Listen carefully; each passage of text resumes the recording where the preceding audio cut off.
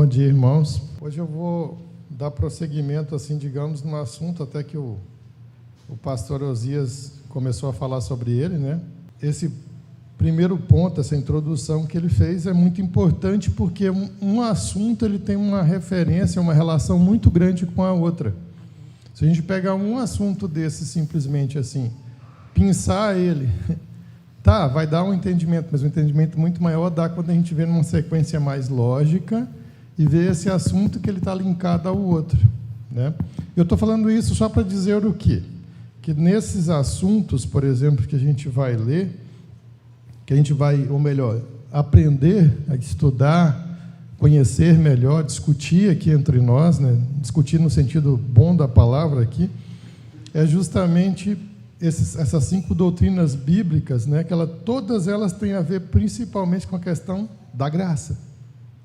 Tem que estar na sua mente que todas elas têm uma ligação muito grande em relação à graça de Deus. E aí, por que isso? Que o pastor Osias, no caso, começou a falar sobre a depravação total. Depois da depravação total, a gente tem a eleição incondicional, que é o que nós vamos tratar hoje. A gente tem a expiação limitada. A gente tem a graça irresistível e a gente tem a preservação dos santos. Então, esses todos são os assuntos que nós vamos ver. Hoje, nós vamos falar mais sobre a eleição incondicional. Foi até discutido entre nós, assim, no sentido assim de, e aí, a gente fala 2 pontos desses numa aula só, a gente fala um. Eu achei melhor falar um e procurar falar com mais profundidade do que, às vezes, falar 2 e deixar o negócio mais ou menos, né? E eu até confesso para vocês que eu vou ter até dificuldade de falar um e achar que eu falei o suficiente, porque realmente é um assunto muito, muito, muito rico.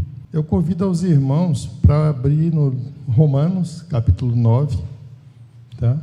Porque esse assunto, principalmente em Romanos, a gente, assim, acho que do capítulo 9 ao 11, praticamente, vai falar sobre isso, né? Mas a gente não tem condições de ler tanto texto, né? A rejeição de Israel não é incompatível com as promessas de Deus. E não pensemos que a palavra de Deus haja falhado, porque nem todos os de Israel são de fato israelitas. Nem por serem descendentes de Abraão são todos seus filhos, mas em Isaque será chamada a tua descendência. Isto é, esses filhos de Deus não são propriamente os da carne, mas devem ser considerados como descendência os filhos da promessa. Porque a palavra da promessa é esta: por este tempo virei, e Sara terá um filho. E não ela somente, mas também Rebeca, ao conceber de um só Isaque, nosso pai. E ainda não eram os gêmeos nascidos, nem tinham praticado o bem ou o mal, para que o propósito de Deus quanto à eleição prevalecesse, não por obras, mas por aquele que chama. Já fora dito a ela: o mais velho será servo do mais moço, como está escrito: amei Jacó, porém me aborreci de Esaú. Que diremos, pois? Há injustiça da parte de Deus? De modo nenhum. Pois ele diz a Moisés: terei misericórdia de quem me aprouver ter misericórdia, e compadecer-me-ei de quem me aprouver ter compaixão. Assim, pois, não depende de quem quer ou de quem corre, mas de usar Deus a sua misericórdia. Porque a Escritura diz a Faraó: para isto mesmo te levantei, para mostrar em ti o meu poder e para que o meu nome seja anunciado por toda a terra. Logo, tem ele misericórdia de quem quer e também endurece a quem lhe apraz. Tu, porém, me dirás: de que se queixa ele ainda? Pois quem jamais resistiu à sua vontade? Quem és tu, ó homem, para discutires com Deus? Porventura, pode o objeto perguntar a quem o fez: por que me fizeste assim? Ou não tem o oleiro direito sobre a massa, para do mesmo barro fazer um vaso para honra e outro para desonra? Que diremos, pois, se Deus, querendo mostrar a sua ira e dar a conhecer o seu poder, suportou com muita longanimidade os vasos de ira, preparados para a perdição, a fim de que também desse a conhecer as riquezas da sua glória em vasos de misericórdia, que para a glória preparou de antemão, os quais somos nós, a quem também chamou, não só dentre os judeus, mas também dentre os gentios? Assim como também dizem Oséias: chamarei povo meu ao que não era meu povo, e amada à que não era amada. E no lugar em que ele se lhes disse: vós não sois meu povo, ali mesmo serão chamados filhos do Deus vivo. Oremos a Deus então. Amado Pai, obrigado, Senhor, por nessa manhã. É o Senhor, pela Tua vontade que nós estamos aqui. É pela Tua vontade que nós caminhamos, vemos, percebemos, ouvimos, sentimos o que está à nossa volta. É pela Tua vontade que também sentimos a Tua presença, o Teu amor, a Tua graça e a Tua bondade, Senhor. E até a Tua também longanimidade, como foi dito até aqui há pouco no próprio texto, Senhor. A Tua paciência que Tu tem tido. Muito obrigado, Senhor, pela Tua misericórdia, que é muito grande para conosco. E através dessa mesma misericórdia, eu te peço que o Senhor nos ilumine, nos dê sabedoria, discernimento, conhecimento dos céus sobre esse assunto, Senhor, que nós possamos guardá-lo no coração e que isso venha nos motivar, Senhor, a estarmos mais perto do Senhor a cada dia. Em nome de Jesus, Senhor, fica conosco. Amém. Entender a eleição de Deus é crucial para compreender a natureza da salvação. Ou seja, vamos explorar os princípios por trás da eleição incondicional e o seu significado para aqueles que creem, ou seja, para nós. E quando nós falamos dessa forma, quantos de nós já não se questionam, mesmo que estamos aqui na igreja às vezes, assim, mas irmãos, por que é importante entender essa nossa eleição por Deus, né? Não deveríamos ficar simplesmente satisfeitos em saber que somos salvos? Não, lógico que é muito bom saber que somos salvos, mas quando a gente tem uma compreensão melhor disso, isso pode trazer outras convicções para a gente também, que também são importantes, como eu falei, até de servir a Deus melhor, até de ter mais confiança nessa obra redentora de Deus sobre a nossa vida. Ter mais confiança, inclusive, até de falar a palavra para alguém também. Ter mais confiança quando nós nos achegamos para adorar a Deus, para louvar a Deus. Como foi gostoso cantar esse louvor com as irmãs aqui hoje, com o João tocando. Foi muito bom. Então, tem várias coisas que são benéficas para a nossa vida em relação a isso. Só que é um ensino difícil para muitas pessoas aceitarem, realmente. Há um conflito aí, nós vamos falar até um pouco disso. Elas pensam que deve ter alguma parte em determinar se são salvas ou não. Embora muitos cristãos leram na Bíblia sobre a eleição e a escolha de Deus de pessoas particulares para a salvação, os tais ignoram ou tentaram interpretar isso de uma forma que redefina o seu significado. Não obstante a eleição de Deus ser um ensino difícil, visto que é ensinada em centenas de páginas da Bíblia. Não deve ser ignorada. Assim, eu achei 25 citações, e dessas 25 citações estão desde lá do Velho Testamento até o Novo. Ou seja, não está isso só ali, não é só Paulo. Paulo não tirou isso do nada, porque Paulo foi um dos grandes defensores disso aqui. Paulo vai discorrendo, inclusive nós lemos Romanos, de qual Paulo foi o escritor. Como os irmãos bem sabem, isso aí não é inegável, que foi Paulo que escreveu a Epístola dos Romanos, inspirada por Deus sim, mas foi através da vida de Paulo. Só que aí, se nós formos ver, por exemplo, Reis, lá no livro de Reis, 8:53 diz assim: pois tu, ó Senhor Deus, os separastes dentre todos os povos da terra para a tua herança, como falaste por intermédio de teu servo Moisés, quando tiraste do Egito a nossos pais. Salmos também, 65:4. Bem-aventurado aquele a quem escolhes e aproximas de ti, para que assista nos teus atos.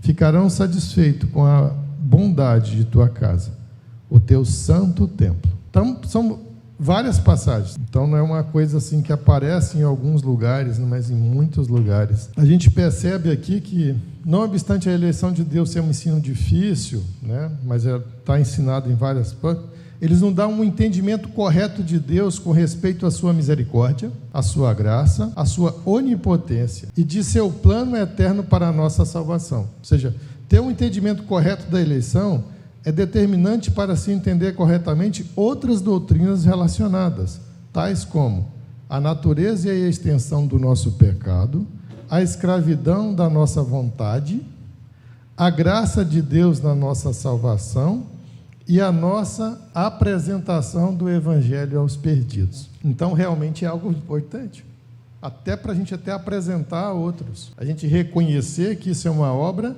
da soberania de Deus, que é do plano de Deus. Isso até tira um peso da gente, se a gente pensar num sentido. Não que a gente não deva pregar, mas a gente falar da palavra, anunciar a palavra. Mas quando eu digo tira um peso, porque fala assim para a gente, olha, se isso acontece, não é porque você fez assim, ou assado, ou por um mérito seu, mas é uma coisa de Deus sobre a vida do outro. Você simplesmente foi um canal ali para transmitir. Mas foi Deus quem fez, é o Espírito Santo quem fez. Você mesmo não fez nada. E você não pode fazer nada também. Mas é Deus quem faz, através de você. É diferente de achar assim, não, eu falei para o irmão ali, mas o irmão só deu certo porque eu falei de tal maneira, assim, assado, porque o meu conhecimento é maior, e eu expliquei para ele de uma maneira e ele entendeu, e aí deu certo. Então foi algo que eu fiz. Ou daqui a pouco eu vou e falo para 10, mas desses 10 só um que aceita. Por exemplo, só para os irmãos entenderem o que eu estou querendo relacionar. E 9 não aceitam. Se você pensa dessa forma, aí fala, mas eu sou muito ruim, hein? Falei para um 10, fui ali, dei o meu melhor, mas sabe por quê? Porque não é você. A obra é do Espírito Santo de Deus, não é tu. Só é um canal fazendo aquilo. É a certeza que Deus quem opera aquilo, não é a forma que você diz, que você colocou, que você age. Quando nós falamos de, já adentrando aqui a questão de ser incondicional, irmãos, olha como isso é maravilhoso. Vamos pensar numa eleição humana agora, tá? Quando nós pensamos numa eleição humana, como que nós agimos? Você geralmente analisa o candidato de alguma forma, você geralmente vê a figura dele, tem candidato que ele tem uma figura que é mais aprazível de alguma forma para você, obviamente, estou falando aqui, não estou colocando A, nem B, nem C, mas enfim, você vai analisar quais são a plataforma dele, o que ele está colocando que ele vai fazer, por exemplo, o histórico de vida, enfim, é uma série de coisas que normalmente você analisa e dentro da sua concepção, não estou julgando nada para os irmãos entenderem, você escolhe A ou B ou C, independente disso. Mas é uma escolha que você faz, que você depende de várias coisas para você escolher isso. Vou dar um outro exemplo. Você tem uma empresa e você vai escolher funcionário para a sua empresa, que aí fica até menos, talvez, pessoal, talvez os irmãos levem mais numa boa. Você vai fazer uma seleção, você vai analisar um monte de coisas. Você vai ver o currículo daquela pessoa, as capacidades que ela tem, o conhecimento, você vai ver os feitos que ela já realizou também em relação a coisas que ele tenha colocado ali. Às vezes você vai fazer uma entrevista oral com ele, você vai ver a figura da pessoa, você vai ver a apresentação da pessoa, você vai ver o modo dela falar. Enfim, você analisa um monte de coisa para você definir quais são aqueles funcionários que você vai pôr na sua empresa, por exemplo. Ou se você é do departamento pessoal e você que passa por ali para fazer a escolha, independente disso, você vai ter critérios para fazer isso. Mas, quando nós falamos na eleição incondicional, olha só, é como se chegasse na empresa ali, vamos colocar assim, e você não chegou com nada. Ele nem sequer te viu e não tem nada escrito sobre você, o que é que você fez, o que é que você não fez, nada. Mas ele vai lá e escolhe A, B e C. A mesma coisa aqui é Deus. Sabe por quê? Ele nos escolheu antes da formação do mundo. Nós nem sequer existíamos ainda e Ele já nos escolheu. Então, não foi por nenhuma coisa que a gente fez ou deixou de fazer. Talvez isso seja um dos pontos mais importantes da aula de hoje. Talvez se eu parasse aqui, já era um baita de um avanço para a gente entender realmente que não foi porque você fez ou deixou de fazer que você foi aceito por Deus, mas foi simplesmente pela sua misericórdia, bondade e soberania, nada mais. Ou seja, nós não temos nenhum mérito nessa escolha. O que é a eleição incondicional? É uma doutrina cristã que ensina que a escolha de Deus para conceber a salvação é baseada unicamente, olha só a palavra, unicamente em sua vontade soberana, sem levar em conta as ações ou características humanas. Não tem nada que você tenha feito, deixado de fazer, ou pelo seu próprio ser, que você foi aceito. Mas simplesmente Ele foi lá e te escolheu, e te chamou, ou seja, te elegeu a receber a salvação. Então ela tem algumas características. Por exemplo, uma delas, ela é uma pré-ordenação. Está dentro dos propósitos de Deus, segundo o seu conselho da sua vontade. Nele digo, no qual fomos também feitos herança, predestinados segundo o propósito daquele que faz todas as coisas conforme o conselho da sua vontade. Amém. Conforme o conselho da sua vontade. É da vontade, da soberania de Deus. Ela é pré-ordenada. Ou seja, esse ensino sobre a eleição é uma parte de uma doutrina mais ampla sobre a soberania absoluta de Deus. Não somente a nossa eleição para a salvação, mas tudo o que acontece no universo é parte do decreto eterno de Deus. Ou seja, a pré-ordenação é um plano soberano de Deus, no qual Ele decide tudo o que acontecerá no universo. Então, Deus, Ele dirige a história.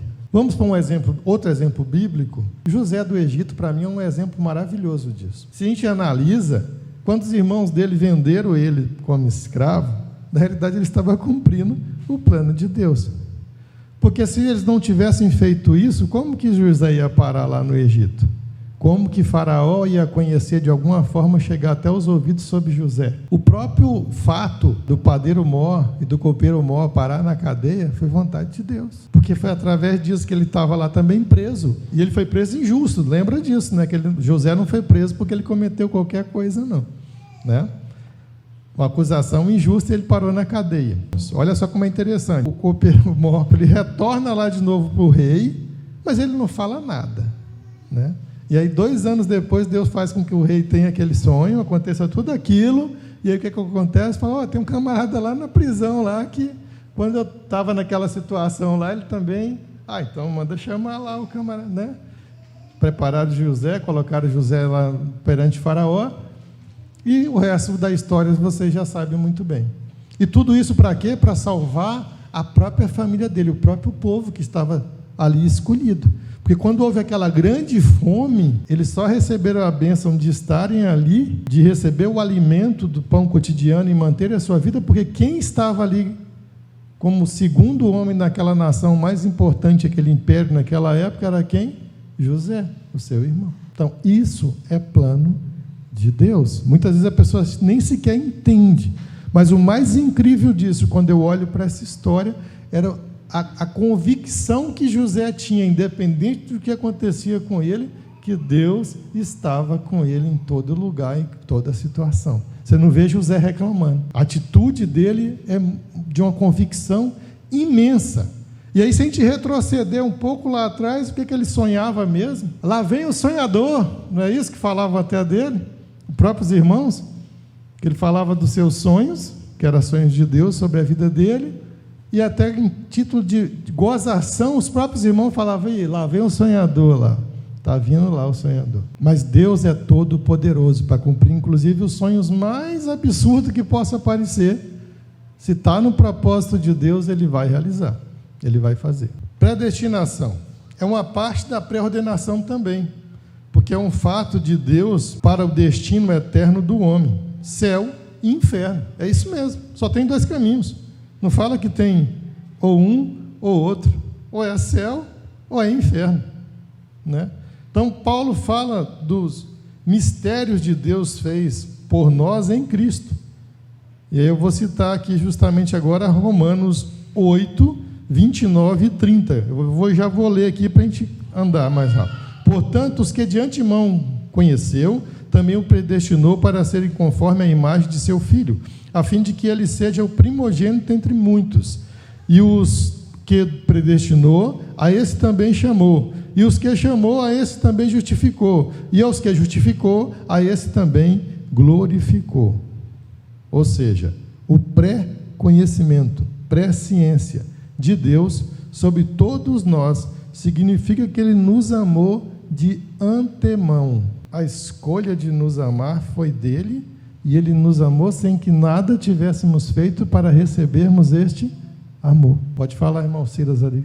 Bom, irmão, só para compartilhar, o irmão falou do José, né, na cadeia, né, no Egito, e alguma vez eu me dei conta dessa história ali de José como uma lição para mim mesmo, né? Às vezes a gente está precisando de um trabalho, né? A gente vive de serviço, né? De trabalho, de emprego, de empresa, etc. E às vezes há tempos que isso está mais complicado, difícil e tal. E a gente se lembra de um conhecido, se lembra de outro, faz concurso, estuda, etc, etc.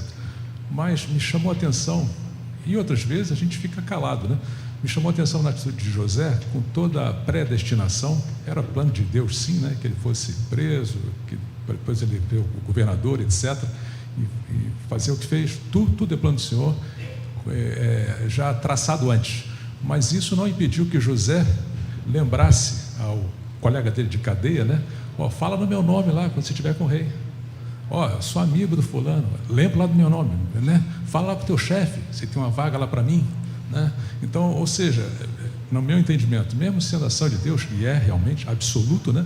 Deus tinha aquilo já pronto, mas não isentou que José tomasse aquela ação, né? Não vou ficar de braço cruzado, vou ter que fazer alguma coisa, vou largar um currículo, né? Vou falar com meu amigo. Essa ação cabia a ele, né? Então, para mim, pessoalmente, é uma lição nesse detalhe de José que você mencionou, tá? Obrigado. É interessante que mesmo dentro do que o irmão falou aqui, faz parte do nosso assunto, mostra que mesmo Deus tendo predestinado, nós também temos responsabilidade sobre as nossas ações, de acordo com o que o próprio irmão está falando aí. Não é porque nós estamos predestinados, não é porque as coisas estão assim, que a gente deve só simplesmente ficar contemplando. Tem as nossas ações têm consequências, né? Inclusive, até uma das coisas foi perguntada, inclusive ontem, se em relação ao pecado, por exemplo, né? Se é julgado, se não é, nossos pecados já são todos perdoados, até aqueles que a gente vai cometer, mas mesmo assim não deixa de ter consequências sobre os nossos atos pecaminosos. São coisas diferentes, né? Não é que não tem consequência, tem, né? E a gente vai colher de alguma forma as consequências desse pecado, mas isso não quer dizer que a gente está pagando esse pecado, como os falam, estou passando por isso que eu estou pagando o que eu fiz, né? Você, então, Jesus não precisava morrer, né? Ele mesmo já pagava, mas não, a gente não está pagando, é só consequência. 1 Pedro 1, verso 1 e 2, diz assim: os eleitos de Deus, ou seja, segundo a presciência de Deus, eu pulei um pedacinho ainda, tá? Em santificação do Espírito, para a obediência e para a aspersão do sangue de Cristo. Não tem como ter remissão de pecado sem haver derramamento de sangue. E fala que esse sangue era aspergido, por isso que... Então fala que como se o sangue de Cristo fosse aspergido em nós, e que é esse sangue que nos purifica. Não de alguns pecados, mas de todo pecado. Tem pessoas que acreditam que Cristo não morreu por ninguém. Tem pessoas que já acreditam que Cristo morreu por todo mundo. Então todo mundo vai ser salvo. E tem pessoas que acreditam que Cristo morreu por alguns. Só que esse alguns é um número grande, que fala que era tão grande como a areia da praia, mas não é todo mundo. Pode falar, Fernando, senão depois... Eu lembrei de uma historinha aqui. Certa vez uma irmã foi ao pastor e falou para ele assim: pastor, eu não entendo, pela bondade de Deus, pela misericórdia de Deus, pelo amor de Deus, um Deus amoroso, como é que Ele não salva todos? Eu não consigo entender. Aí o pastor virou para ela e disse assim: eu também, minha irmãzinha, eu não consigo entender. Só que de uma forma inversa. Eu não consigo entender como Deus salvou alguns. Aí que está a misericórdia dele. Porque todos nós merecíamos o inferno. Mas por que eu falei essa questão aí de uns acreditam que é para todo mundo, outros acreditam que foi para ninguém? Quando eu digo que muitos acreditam para ninguém, é que de certa forma, se você pensar que Cristo morreu com uma obra redentora sobre aquele que Ele escolheu, predestinou, ou seja, está tudo dentro desse plano de Deus, Mas aí a pessoa chega e fala assim, não, mas tá bom, ele morreu, mas se eu não aceitar, se eu não fizer, se eu não tiver a minha fé, se eu não tiver o meu passo, as coisas não vão. Então, o fato de Cristo ter morrido em si, se você pensar bem, para quem pensa dessa forma, não adianta nada. Se ele não fizer as coisas, não, porque eu faço, eu tenho que fazer, eu tenho que ter minha fé, é a minha fé.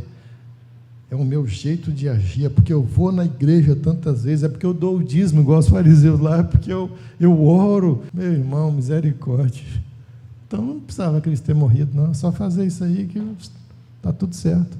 Dentro lá do capítulo 9, quando foi lido aí, mas como o texto é muito longo, antes também, e você lendo depois o capítulo 10 e o capítulo 11, né, são os 3 capítulos que falam sobre essa questão.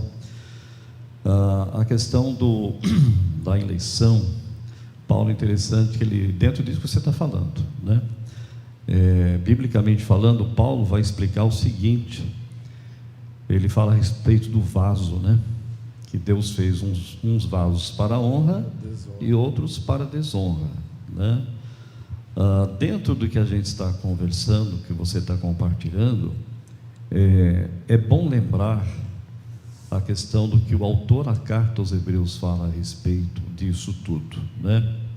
Que aqueles que se aproximam de Deus, é necessário crer que Ele existe, né? Quem não crer nisso, o resto tudo das Escrituras vai por água abaixo, porque eu vou começar a questionar, a gente inverte os valores bíblicos, né? Eu começo a me preocupar, como muita gente se preocupa, e aqui inclusive tem muita gente que se preocupa assim, né? Mas e o fulano que não foi eleito?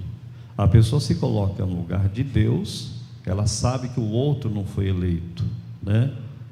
É interessante isso, ela não se preocupa com ela não louva a Deus, como Paulo faz nesses 3 capítulos, 9, 10 e 11 de Romanos.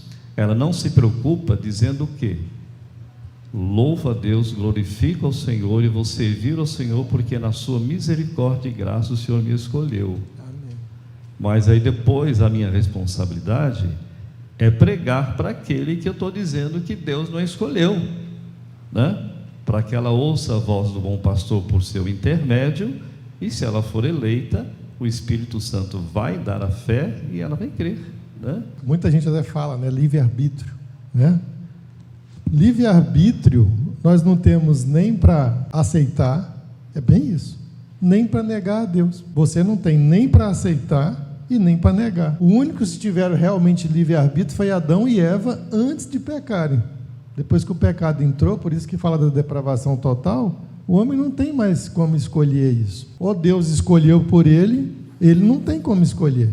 Ele é responsável pelos seus atos? Sim, como eu falei, independente de ser salvo ou não. Mas ele não tem condição de ter essa escolha. Então, na realidade, ele não tem esse livre-arbítrio, que muitos falam, mas eu tenho livre-arbítrio. Você não tem livre-arbítrio nem para escolher e nem para deixar de escolher, na realidade é essa. Nem para ir para o inferno você não tem, porque você já está destinado para lá, essa que é a realidade. Mas Deus escolheu, como até o Fernando falou, salvar alguns. Então, é um ato de misericórdia e de bondade de Deus. E salvar de uma forma que nós sabemos como foi caro essa salvação, né? Jesus que o diga. E eu não estou falando aqui simplesmente de sofrimento físico, não. Estou falando do sofrimento agora espiritual. Imagine você estar numa condição que você está levando o pecado de todos aqueles que ele escolheu em várias eras, de vários lugares, de muito tempo. Estava lá tudo em cima dele. Até os pecados que você nem cometeu ainda, que nem eu cometi ainda, já estava lá com ele. Não é algo fácil, não é algo pequeno, não. E ele mesmo fala que ninguém tira a vida dele. Olha até isso, porque eu mesmo a dou e eu mesmo vou reavê-la. Porque ele era Deus. Quem é nós para falar que nós vamos fazer A ou B ou C? Mas ele sim. Principais características da eleição incondicional. Soberania divina, ou seja, Deus como ser supremo tem total controle sobre a salvação das almas. Predestinação. A eleição é incondicional. A eleição condicional defende que Deus escolheu determinadas pessoas para a salvação antes mesmo da criação do mundo. E tem tudo a ver com esse assunto, não tem como não falar, a irresistibilidade da graça. Ou seja, aqueles que são eleitos por Deus não podem resistir à sua graça e serão salvos. Então, realmente não é uma escolha, é irresistível. Chamou, você é chamado, você vai vir. Você vai se colocar. Profundidade da misericórdia divina, né? Ou seja, graça e misericórdia. Ou seja, a soberania de Deus é demonstrada na abundância da sua misericórdia e no ministério da eleição, e no mistério da eleição incondicional, que é um mistério, você não sabe. Assim, até você ouvir, falar, ler, sei lá, até você ser tocado de alguma forma, antes disso a pessoa não sabe que ela foi chamada. Você não tem como olhar para alguém como o pastor falar e eu falar, não, aquele ali é ou aquele ali não é, não. Misericórdia eterna. Deus, em sua graça eterna, escolheu salvar aqueles que são indignos por meio do sacrifício de Jesus. Nós somos indignos, então ninguém fez nada para merecer. Então é misericórdia mesmo de Deus, é amor, é bondade de Deus. Redenção e chamado. Pela graça de Deus, os eleitos são chamados, justificados e glorificados para deleite eterno do Senhor. Então, até isso é prazer de Deus, porque Ele mesmo fala que Ele não tem prazer na morte das pessoas, Ele não tem. Mas fala que quando há salvação de alguém, fala que tem o que lá no céu mesmo, que a Bíblia fala? Festa, né?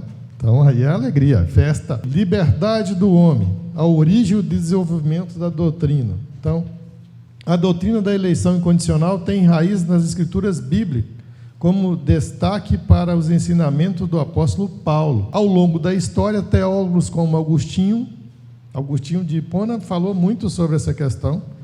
Calvino foram importantes defensores. E aí teve outros, Zwingli e outros até pré-reformadores também, ou seja, tem outras, mas não vai dar tempo da gente falar. Olha, o assunto aqui, como eu falei, tem bastante coisa. Liberdade e responsabilidade. O homem é livre para fazer o que quer, mas a sua vontade está escravizada ao pecado. Então, não é bem um livre-arbítrio. Como eu disse, está maculado pelo pecado, então ele vai fazer aquilo que o corpo dele, aquilo que o pecado deseja. Ele está entregue, como fala lá no próprio capítulo de Romanos, né? O pastor falou muito sobre isso na depravação total, né, pastor? Quando o senhor citou sobre isso, então eu não vou me voltar a isso. Ação do Espírito. Deus não coage ninguém a crer nele. Olha só que coisa boa. Ele muda a vontade dos eleitos pelo seu Espírito Santo. Por isso que não é uma escolha, nem uma vontade sua. Deus coloca em nós a vontade de estarmos na sua presença, de adorarmos, de servirmos, de realizarmos as coisas em relação a Deus. A responsabilidade humana. Deus também pré-ordena todas as coisas, mas mantém o homem responsável pelas suas ações, que é um pouco do que até o irmão Silas estava falando. Ou seja, tem a parte que Deus predeterminou, sim, mas tem a parte que você tem que agir conforme também aquilo que você deve fazer para atingir aqueles objetivos. Reprovação. Deus é justo? Crítica e controvérsia. Limitação da liberdade humana. Críticos argumentam que a eleição incondicional contradiz a crença na liberdade de escolha humana. Então, tem pessoas que criticam justamente por achar, mas e cadê a liberdade da pessoa?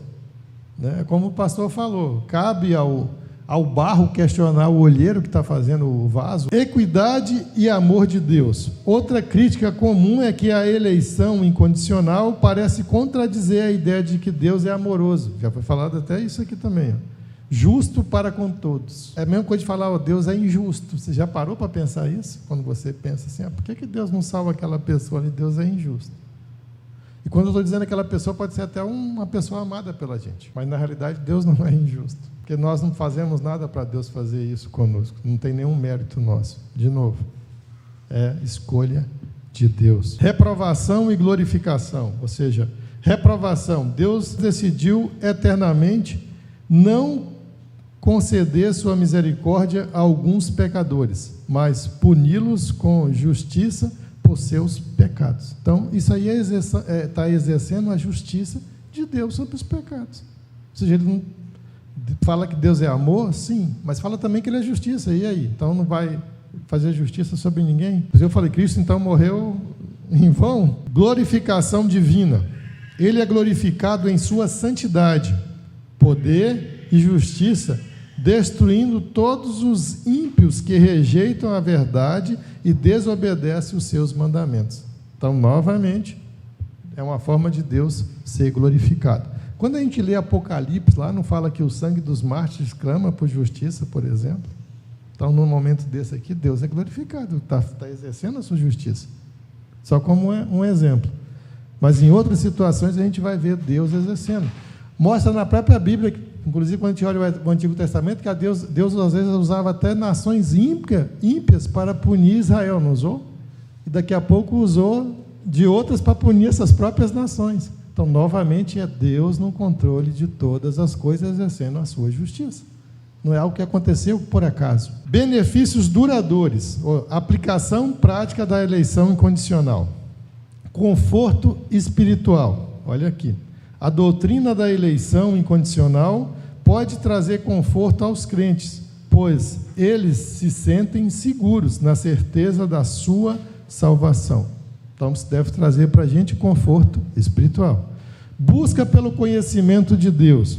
O entendimento da eleição incondicional motiva as pessoas a buscar um relacionamento mais profundo com Deus, enquanto buscam entender mais sobre a sua soberania. Humildade e gratidão. Os crentes que aceitam a eleição incondicional são incentivados a cultivar um senso de humildade e gratidão por terem sido escolhidos por Deus para a salvação. Humildade, ou seja, não foi nada que nós fizemos. E recebemos de graça, até por isso mesmo. Temos gratidão a Deus por ter nos escolhido. Humildade profunda. Efeito humilhante, olha só. Por que efeito humilhante? Reconhecer que a nossa salvação é puramente pela graça de Deus e não por nossos méritos. E glorificação em Deus nos leva a gloriarmos apenas no Senhor, não em nossas próprias realizações. Que é o que fala lá em Efésios capítulo 2, né? Se a gente ler lá do 8 ao 10, fala isso bem claro. Incentiva ao evangelismo, deveria nos incentivar a evangelizar. Meios ordenados por Deus. Pregação do evangelho é um meio ordenado por Deus para cumprir os seus propósitos na salvação. Chamado à obediência. Somos chamados a fazer discípulos e a pregar o evangelho confiantes na soberania de Deus. Então, mais uma vez, até para evangelizar, confiando que é Deus que vai fazer e não a gente.